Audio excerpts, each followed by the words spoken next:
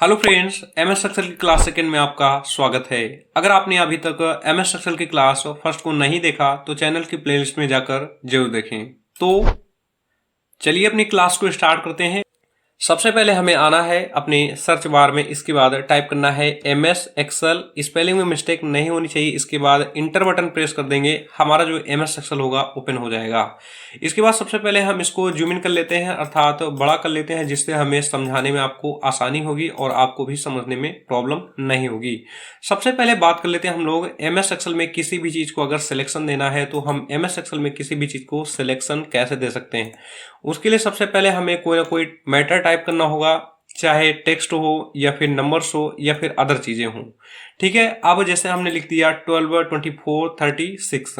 अब इसको हमें सिलेक्शन देना है। सिलेक्शन देने के लिए सबसे पहले फर्स्ट वाली सेल में जाते हैं, इसके बाद माउस के लेफ्ट बटन को प्रेस करेंगे, इसके बाद ड्रैग करेंगे अर्थात खींचेंगे।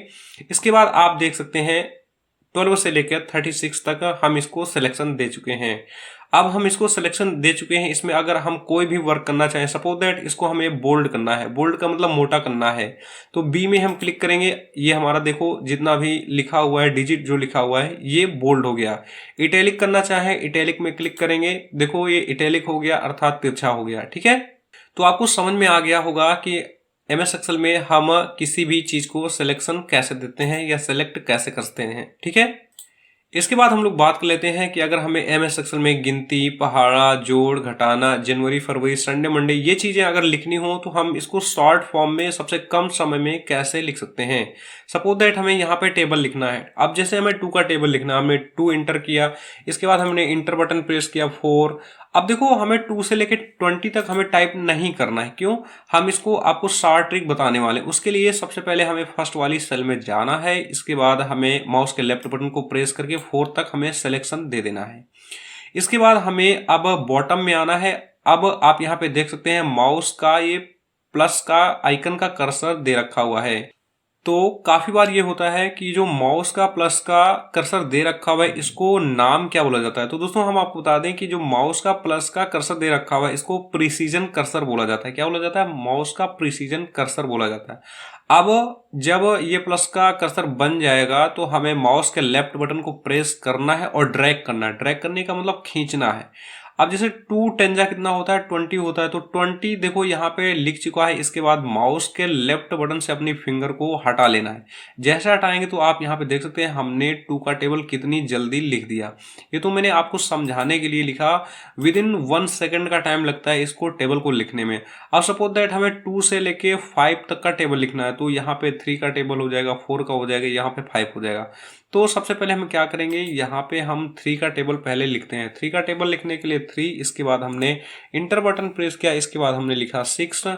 इसके बाद हम फर्स्ट वाली सेल में गए, इसके बाद माउस के लेफ्ट बटन को प्रेस किया, इसके बाद हमने सिलेक्शन दिया। इसके बाद यहाँ पे माउस प्रिसीजन कर्सर का आइकन बन रखा हुआ। इसके बाद माउस के लेफ्ट बटन को प्रेस करके ड्रैग करेंगे, मतलब नीचे की ओर खींचेंगे। इसके बाद अपने माउस के लेफ्ट बटन से अपनी फिंगर को हटा देना है। तो ये यहाँ पे 3 का टेबल लिख गया। अब 5 तक लिखना है। 5 तक लिखने के लिए अब 4, 5 या फिर 6 अगर आगे भी लिखना चाहें तो अब हमें कुछ नहीं करना है। उसके लिए हमें क्या करना होगा, सबसे पहले 2 के टेबल में जाना है, पहली वाली सेल में। इसके बाद माउस के लेफ्ट बटन को प्रेस करके रखना है। ये यहाँ तक हम 3 तक सिलेक्शन दे देंगे। इसके बाद अब हमें सबसे बॉटम में आना है। इसके बाद आप राइट साइड में देख सकते हैं जो प्लस का आइकन कर्सर का बना रखा हुआ है, माउस के लेफ्ट बटन को प्रेस करके ले जाएंगे, नीचे नीचे की ओर ले जाएंगे। अब हमें 5 तक का टेबल चाहिए, तो यहाँ पे 5 लिख के दोस्तों आ चुका है। अब हमको माउस के लेफ्ट बटन से अपनी फिंगर को हटा देना है। तो अब आप यहाँ पे देख सकते हैं कि हमने कितनी जल्दी 2 से लेके 5 तक का टेबल यहाँ पे लिख लिया। अगर हम ऐसे मैनुअली टाइप करते हैं तो हमें बहुत समय लग जाता है। कितनी आसानी से टेबल ड्रॉ कर सकते हैं। ठीक है, अगर हमें अदर भी चीजें लिखना है तो अदर चीजों को लिखने के लिए सबसे पहले हम इसको सिलेक्ट करते हैं। सिलेक्ट करने के बाद माउस के राइट बटन को प्रेस करते हैं, सबसे पहले इसको डिलीट कर देते हैं। ठीक है, इसके बाद ओके में क्लिक कर देंगे कि हाँ भैया हम इसको नहीं लेना चाहते हैं। अब हम यहाँ पे जनवरी फरवरी जैसे हम यहाँ पे लिखना चाहें तो उसके लिए हमने पहले किया जनवरी, इंटर बटन प्रेस किया, इसके बाद हमने लिख दिया फेब। तो देखो अगर हम शॉर्ट फॉर्म में लिखना चाहें जनवरी फरवरी, अब हमें कुछ नहीं करना, पहली वाली सेल में जाना है, इसके बाद माउस के लेफ्ट बटन को प्रेस करके फरवरी तक हमें सिलेक्शन कर लेना है। इसके बाद हम आ जाएंगे बॉटम में, आ जाएंगे राइट साइड में, आ जाएंगे। ये देखो माउस का प्लस का आइकन दे रखा हुआ है कर्सर का। इसको मैंने पहले आपको बोल दिया कि जो माउस का प्लस का कर्सर दे रखा हुआ होता है इसको माउस प्रिसीजन कर्सर बोला जाता है। इसके बाद माउस के लेफ्ट बटन को प्रेस करके रखेंगे, ड्रैग करेंगे, ड्रैग का मतलब खींचेंगे। इसके बाद हमें जनवरी से लेकर अब हमें दिसंबर तक लिखना है। तो देख सकते हैं आप यहाँ पे हिंट अक्टूबर, नवंबर, दिसंबर। इसके बाद माउस के लेफ्ट बटन से अपने फिंगर को हटा लेना है। तो आप देख सकते हैं विद इन 1 या 2 सेकंड में। मैंने तो ज़्यादा टाइम लगा दिया क्योंकि मुझे आपको समझाना है, क्योंकि आप फ्रेशर कैंडिडेट हैं। तो जनवरी से लेकर देखो दिसंबर तक यहाँ पे ये जो हमारा एक्सेल है समझ चुका था कि भैया इनको जनवरी फरवरी लिखना है, महीनों के नाम लिखना है। तो देखो यहाँ दिसंबर तक हो गया। अब सपोज दैट हमको इसको फुल फॉर्मेट में लिखना है, जैसे जनवरी, फरवरी, मार्च, अप्रैल, मई, जून, जुलाई। उसके लिए क्या करना है, तो सबसे पहले जनवरी, इसके बाद हमें इंटर बटन प्रेस करना है। इसके बाद हमें यहाँ पे लिख देना है फरवरी। इस फरवरी को लिखने के बाद अब हमें फर्स्ट वाली सेल में जाना है, जनवरी से लेकर फरवरी तक। सबसे पहले इसको सेलेक्ट करना होगा, सिलेक्शन देना होगा। इसके बाद हमको अपने माउस के पॉइंटर को जो है यहाँ पे लाना है, बॉटम में लाना है। अब ये माउस प्रिसीजन कर्सर का आइकन बना रखा हुआ है। इसके बाद माउस के लेफ्ट बटन को प्रेस करेंगे। इसके बाद ड्रैग करेंगे, ड्रैग करने का मतलब खींचेंगे। इसके बाद ड्रॉप कर देंगे, ड्रॉप करने का मतलब छोड़ देंगे, अपनी फिंगर को हटा लेंगे। तो अब आप यहाँ पे देख सकते हैं कि हमने जनवरी फरवरी फुल फॉर्मेट में लिख दिया है। तो दोस्तों आप बहुत ही कम समय में आप कोई भी चीज़ यहाँ पे लिख सकते हैं। अब जैसे हमें यहाँ पे संडे मंडे लिखना है, संडे मंडे के लिए हम क्या करेंगे, हमने लिख दिया सन, इसके बाद इंटर बटन प्रेस किया, इसके बाद हमने लिख दिया मन। तो अब हमें सन में जाना है ऊपर। इसके बाद हमें माउस के लेफ्ट बटन को प्रेस करना है, इसके बाद ड्रैग करना है। तो हमने संडे अर्थात सन मन का हमने कर दिया सिलेक्शन। इसके बाद हमें अब आना है राइट साइड, बॉटम में आना है। अब ये जो माउस कर्सर का प्लस का आइकन जब बन जाएगा, सिंबल बन जाएगा, इसके बाद हमें माउस के लेफ्ट बटन को प्रेस करना है। इसके बाद ड्रैग करना है मतलब कि खींचना है। इसके बाद ड्रॉप कर देना मतलब अपनी फिंगर को हटा देना है। तो अब आप यहाँ पे देख सकते हैं संडे से लेकर सैटरडे, इसके बाद संडे से लेकर फिर हमने थर्सडे तक सिलेक्शन दिया था, थर्सडे तक लिख गया। अब सपोज दैट ये जो एक्स्ट्रा चीज़ें हैं यहाँ संडे से लेकर यहाँ थर्सडे तक, तो सबसे पहले सिलेक्शन देंगे। इसके बाद इसको डिलीट कर देंगे। डिलीट करने के लिए हमने माउस के राइट बटन को क्लिक किया। इसके बाद ये डिलीट वाला ऑप्शन दे रखा हुआ है, इसमें क्लिक करेंगे। इसके बाद ओके में क्लिक कर देंगे। ये हमारा मैटर जो है डिलीट हो गया। तो दोस्तों आप यहाँ पे देख सकते हैं हम कितनी आसानी से यहाँ संडे मंडे, जनवरी फरवरी या फिर टेबल कितनी आसानी से ड्रॉ कर सकते हैं। अब जो सबसे बड़ी प्रॉब्लम आती है आपके सामने, तो आप यहाँ पे देखेंगे जनवरी, ये सितंबर लिखा हुआ है। तो मैंने बताया था ना, जिस भी हम ये जो बॉक्स होता है काम करते हैं, इनको बोला जाता है सेल। क्या बोला जाता है? सेल बोला जाता है। और जिस सेल में काम किया जाता है उसको एक्टिव सेल बोला जाता है। आप पार्ट फर्स्ट जरूर देखिएगा, तो आपको पार्ट सेकंड को समझने में बहुत ही मजा आएगा, ठीक है। नहीं तो आपको थोड़ी मोड़ी प्रॉब्लम झेलनी पड़ सकती है। तो देखो ये जो सितंबर लिखा हुआ है, तो ये फर्स्ट वाली सेल के जो कुछ लेटर हैं सेकंड वाली सेल में जा रहे हैं। तो इसका मतलब ये है कि अब हमें एडजस्ट कैसे करना है। तो उसके लिए हमें दोस्तों अपने MS एक्सेल की वर्कशीट के कॉलम को बड़ा करना होता है। कॉलम को बड़ा करने के लिए आपको सबसे पहले उसी कॉलम में जाना है। इसके बाद अब आप यहाँ पे देख सकते हैं आपके सामने एक आइकन बना हुआ है। इस आइकन को बोला जाता है माउस कॉलम रिसाइजर कर्सर। जब ये आइकन बन जाए तब आपके माउस के लेफ्ट बटन को प्रेस करना है। इसके बाद हमें राइट साइड की तरफ ड्रैग करना है मतलब खींचना है। इसके बाद ड्रॉप कर देंगे मतलब अपनी फिंगर को अपने माउस के लेफ्ट बटन से हटा देना है। तो अब दोस्तों आप देख सकते हैं कि जो सितंबर है ये इसी वाली सेल में आ रहा है, क्योंकि हमने अपने कॉलम के साइज को बड़ा किया हुआ है। तो अब आप यहाँ पे ये भी सीख गए कि हम MS एक्सेल में कॉलम के साइज को कैसे बड़ा कर सकते हैं, ठीक है। अब हम बात कर लेते हैं MS एक्सेल में अगर हमें रो के साइज को बड़ा करना है, तो रो के साइज को बड़ा करने के लिए अब देखो जैसे 1 2 3 4 ये जो है ये रो दे रखी हुई है। क्या दे रखी हुई है? रो। रो का मतलब होता है पंक्तियां, ठीक है। अब हमें क्या करना है, अब ये रो रिसाइजर कर्सर का जब सिंबल ये बन जाए तो आपको माउस के लेफ्ट बटन को प्रेस करना है। इसके बाद इसको ड्रैग करेंगे मतलब खींचेंगे, इसके बाद ड्रॉप कर देंगे मतलब फिंगर अपनी हटा देंगे। तो अब आप देख सकते हैं कि यहाँ पे जो हमारी MS एक्सेल की वर्कशीट है उसमें हमने कितनी आसानी से अपने रो के साइज को बड़ा कर दिया। अगर आपको घटाना चाहते हैं तो फिर से आपके माउस के लेफ्ट बटन को प्रेस करना है, इसके बाद आपको ड्रॉप कर देना है, ड्रैग एंड ड्रॉप कर देना है। तो अब आप देख सकते हैं यहाँ पे कितनी आसानी से जो हमारी रो थी उनका साइज जो है वो कम हो चुका है। ठीक है, अब जो यहाँ पे सबसे मेन प्रॉब्लम आएगी कि अगर हमें एक से ज़्यादा कॉलम को बड़ा या छोटा करना हो। अब भैया जैसे हमें एक से ज़्यादा कॉलम को बड़ा या छोटा करना है तो उसके लिए हम बार बार ये थोड़ी करेंगे कि यहाँ पे पहले डी वाले के साइज को बढ़ाते हैं, इसके बाद ई वाले के साइज को बढ़ाते हैं। अरे भाई हमारे पास इतना थोड़ी टाइम है कि हम इसको घटाते बढ़ाते रहेंगे। अब हमें स्मार्ट बनना है एक्सेल में। अब स्मार्ट बनने के लिए करेंगे क्या? अब जैसे ई से लेके अगर हम एच तक के MS एक्सेल में कॉलम के साइज को घटाना या बढ़ाना चाहें, उसके लिए बहुत ही सिंपल सा फंडा है। आपको जहां से लेके जहां तक आपको साइज को कॉलम को बढ़ाना है या घटाना है तो सबसे फर्स्ट वाले आपको कॉलम में आपके माउस के कर्सर को ले जाना है। इतना करने के बाद आपको अपने कीबोर्ड से शिफ्ट बटन को प्रेस करना है। शिफ्ट बटन को जब जैसे प्रेस करेंगे अभी अभी आप ब्लिंक करने लगेगा। अब सपोज दैट हमें ई से लेके एच तक के जो कॉलम का साइज बढ़ाना है या घटाना है, कुछ भी करना है, तो माउस के लेफ्ट बटन को वहां पे ले जाके कर्सर को एक बार माउस के लेफ्ट बटन में क्लिक कर देना है। जैसे ही आप लेफ्ट बटन क्लिक करेंगे इसके बाद आपको शिफ्ट बटन से अपनी फिंगर को हटा लेना है। ठीक है, अब जैसे ई से लेके एच तक के अब जितना हमें साइज करना है कॉलम का तो हमें सबसे लास्ट वाले में ध्यान देना है। जितना बड़ा या छोटा साइज लास्ट वाले का करेंगे तो ई से लेके जी तक के जो कॉलम हो ऑटोमेटिकली उतने ही साइज के हो जाएंगे। अब यहाँ पे आप देख सकते हैं कॉलम रिसाइजर कर्सर का आइकन बन चुका है। अब हम माउस के लेफ्ट बटन को प्रेस करके रखेंगे, दबा के रखेंगे, इसके बाद इसको ड्रैग करेंगे मतलब खींचेंगे।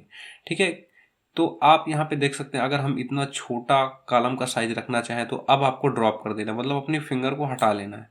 तो अब आप देख सकते हैं ई से लेके एच तक के जो कॉलम का साइज था वो क्या हो गया दोस्तों, वो आपका घट चुका है। अगर हम बढ़ाना चाहें तो फिर से एच में जाना है, इसके बाद माउस का लेफ्ट बटन को प्रेस करना है, इसके बाद हम इसको ड्रैग करेंगे मतलब खींचेंगे। तो देख सकते हैं फिर से ये जो हमारे कॉलम के साइज थे वो क्या हो चुके हैं, बड़े हो चुके हैं। तो आई होप आपको ये भी समझ में आ गया कि हम MS एक्सेल में कॉलम के साइज को कैसे घटा बढ़ा सकते हैं। अगर हमें एक से ज़्यादा कॉलम के साइज को घटाना या बढ़ाना है तो कैसे घटा बढ़ा सकते हैं। अब देखो एक और दूसरा आपको ट्रिक बता दूं। सपोज दैट ई से लेके एच तक के कॉलम के साइज को घटाना या बढ़ाना चाहते हैं, उसके लिए आपको ई में आना है, इसके बाद माउस के लेफ्ट बटन को प्रेस करना है और आपको सीधा चले जाना है एच तक। आपको ड्रैग करने के बाद आपको ड्रॉप कर देना है मतलब अपनी फिंगर को उससे हटा देना है। तो क्या कर लेंगे आप, ई से लेके एच तक के कॉलम को आपने सिलेक्शन दिया, इसके बाद एच में जाने के बाद आपको राइट साइड में जाना है। आपके सामने आपका कॉलम रिसाइजर कर्सर का आइकन बन चुका है। आपको माउस के लेफ्ट बटन को प्रेस करना है, इसके बाद एच का जैसे साइज छोटा या बड़ा करना है तो जितना छोटा या बड़ा एच का साइज कॉलम का करेंगे उतने EFG कॉलम के साइज भी घट बढ़ जाएंगे। अब हमें क्या करना है, माउस के लेफ्ट बटन से अपनी फिंगर हटा लेना है।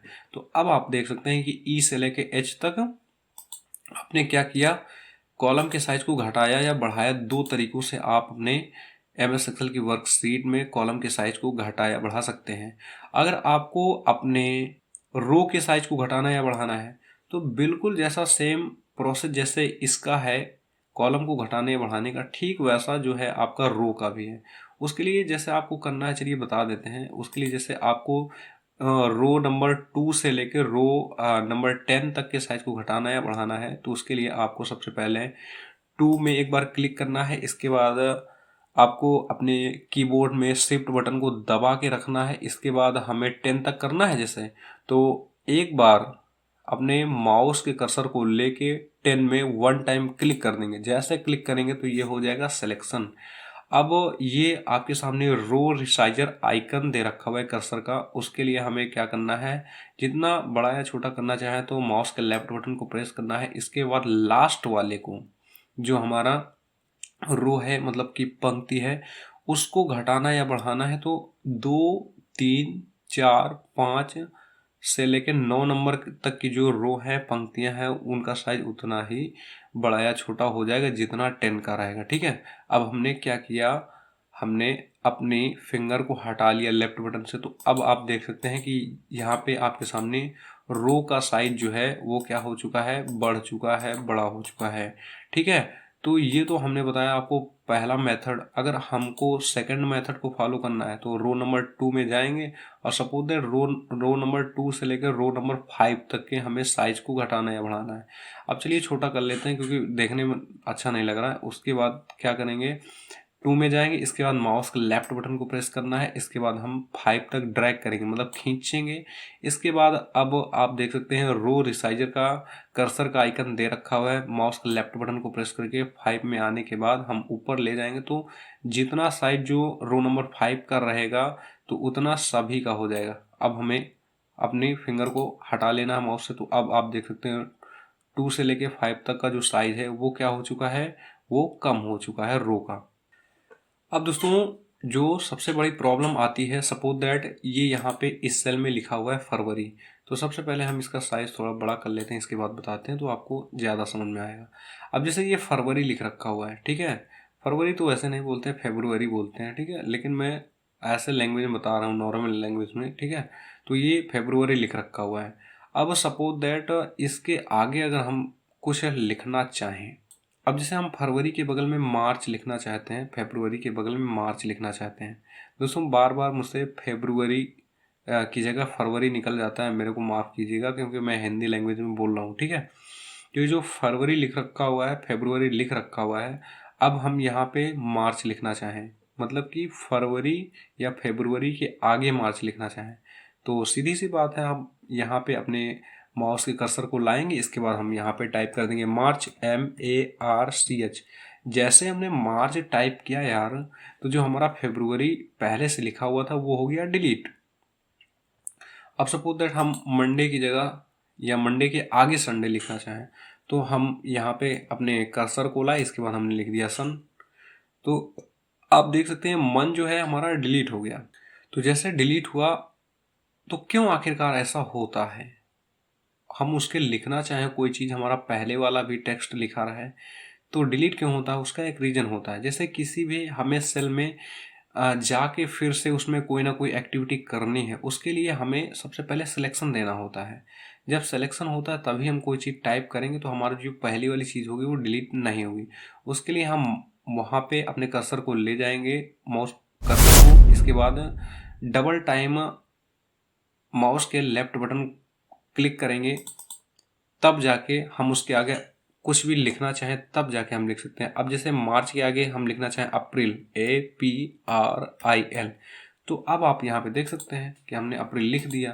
तो ये समझ में आ गया होगा कि अगर हमें किसी भी सेल में वर्क करना है, काम करना है, तो उसके आगे कोई चीज़ टाइप करनी है तो सबसे पहले हमको उसको एक्टिव करना होगा। एक्टिव करने के लिए माउस के लेफ्ट बटन को 2 बार प्रेस करेंगे तब वो एक्टिव हो जाएगा, उसके बाद कुछ भी लिख सकते हैं।